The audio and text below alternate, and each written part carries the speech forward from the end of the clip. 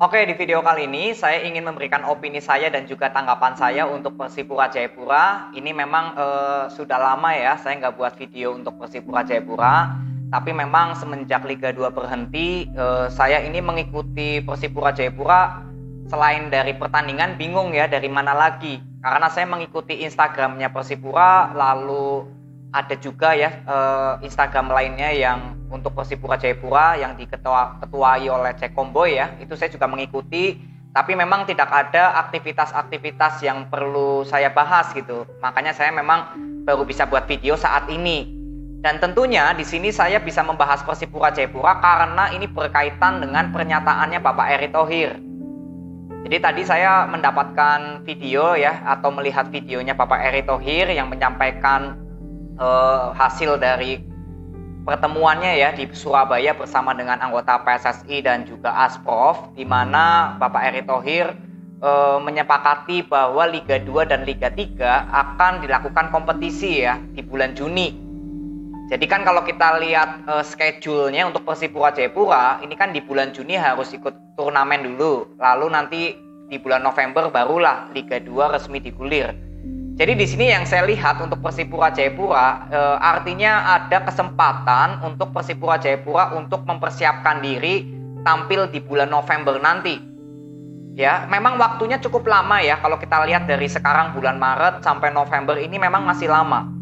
Tapi kan kalau kita lihat di bulan Juni ini kan nggak waktu lama lagi ya untuk Persipura Jayapura harus sudah memiliki skuad yang bisa dibawa untuk mengikuti turnamen ini. Jadi kalau kita lihat kedalaman skuadnya Persipura Jayapura saat ini kan memang ada beberapa pemain pentingnya yang sudah pindah ya, seperti Brian Fatari juga ini contohnya yang harus pindah ke Dewa United karena Liga 2 berhenti ya. Ini kan Brian Fatari mau nggak mau harus pindah. Lalu ada juga Rumakik ya kalau nggak salah yang pindah ke Persik Kediri ya. Ini juga sama ya karena Liga 2 berhenti.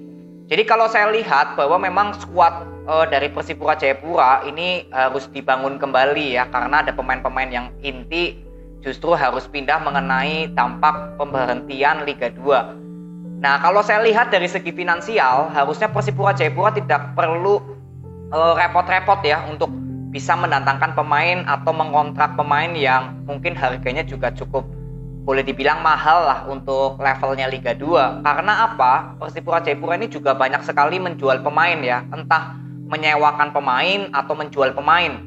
Seperti M. Tahar juga akhirnya harus ke Rans, lalu ada Ricky Cawor ya ke Persija di awal musim, Yohanes Pahabol, ada David Rumakik juga ya, ada Elisa Basna. Jadi kalau kita lihat dari segi keluarnya pemain-pemain yang boleh dibilang pemain intinya Persipura di musim lalu, ini harusnya dari segi finansial Persipura Jayapura harusnya tidak memiliki masalah nih untuk bisa cepat membangun skuad barunya untuk mengikuti turnamen. Ini kalau kita lihat dari segi finansial ya pembentukan skuadnya Persipura. Lalu targetnya apa untuk saya Persipura Jayapura di turnamen besok? Target saya bukan juara ya. Target saya bukan Persipura Jayapura nih harus menjuarai turnamen di bulan Juni.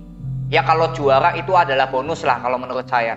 Tapi yang paling penting untuk turnamen besok menurut saya ini Persipura Jayapura harus bisa mengkoreksi skuad yang dibangun. Jadi kalau kita lihat sekarang kan bulan Maret, April, Mei, Juni ya. Artinya kan hanya ada waktu 3 bulan nih untuk Persipura Jayapura secara cepat membangun skuadnya. Jadi di turnamen nanti yang saya ingin lihat hanya kualitas pemain Persipura ini bagaimana. Siapa pemain yang memang layak untuk dipertahankan untuk di Liga 2 nanti, atau ada pemain yang memang perlu tidak dipertahankan. Jadi ini yang saya ingin lihat untuk Persipura Jayapura di turnamen besok. Kalau mengenai juara yaitu menurut saya bonus ya. Ya mudah-mudahan Persipura Jayapura di turnamen besok bisa menjadi juara. Itu harapan saya juga. Tapi menurut saya yang paling penting untuk Persipura Jayapura di turnamen besok minimal kita bisa sama-sama melihat. Ya, bisa sama-sama melihat dari pelatihnya juga bagaimana membentuk skema permainannya Persipura, lalu kualitas pemain Persipura ini bagaimana di 3 bulan ini kan Persipura Jayapura harus mendatangkan pemain gitu ya. Jadi ini yang kita akan lihat di turnamen besok. Dan nanti yang ketiga adalah kita mungkin di bulan Oktober sudah memiliki pemain-pemain yang sudah layak bersama Persipura Jayapura untuk mengikuti Liga 2. Jadi ini menurut saya dengan kesepakatan Bapak Erick Thohir dengan PSSI dan Asprof lainnya yang mengadakan kompetisi di bulan Juni, ini menurut saya cukup penting untuk Persipura Jayapura dan juga ya Liga 2 lainnya ya, dan juga Liga 3, agar bisa melihat di turnamen ini pemain-pemain yang memang perlu dipertahankan atau tidak. Jadi ini yang menurut saya cukup bagus ya, atau dampak positif untuk Persipura Jayapura. Jadi untuk 3 bulan ini ya saya akan mengikuti dari ya, semoga ya Instagram resminya Persipura Jayapura bisa update lagi untuk siapa pemain yang didatangkan, siapa pemain yang dikontrak. Ini semoga bisa update, karena untuk saya yang tinggal di Jawa Tengah gitu ya, saya cukup kesulitan untuk mendapatkan informasi dari Persipura Jayapura ini kalau nggak melewati Instagram resminya.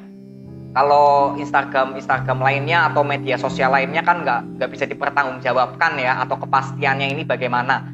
Tapi kalau kita patokannya ke Instagram resminya Persipura kan pastinya jelas gitu ya. Nah ini yang saya tunggu gitu. Jadi untuk saat ini memang saya nggak bisa mendapatkan kabar apa-apa atau gosip pemain yang didatangkan untuk Persipura ini siapa. Ya memang kabarnya juga Bapak Erick Thohir baru hari ini gitu ya. Jadi semoga dalam waktu 3 bulan ini saya juga bisa mendapatkan informasi pemain-pemain dari Persipura Jayapura yang akan mengikuti turnamen ini siapa aja ya, dari proses mendatangkan pemain gitu. Tapi kalau dari segi finansial menurut saya harusnya Persipura Jayapura tidak ada masalah ya, karena kan banyak pemain yang sudah pindah juga gitu ya, atau mungkin disewakan atau dijual. Jadi dalam arti kata ya harusnya finansial dari pemain-pemain yang pindah Persipura Jayapura nggak memiliki kerepotan lah, nggak memiliki keberatan gitu loh untuk mendatangkan pemain-pemain yang mungkin juga harganya seimbang dengan pemain yang keluar gitu. Ya, jadi ini opini yang saya bisa berikan untuk Persipura Jayapura. Kita kembali lagi akan lihat Persipura Jayapura persiapannya untuk turnamen yang pastinya untuk memantangkan skuad Persipura Jayapura untuk di Liga 2 nanti di bulan November. Jadi ini aja video yang saya bisa berikan kepada kalian. Terima kasih, sampai ketemu di video berikutnya. See you.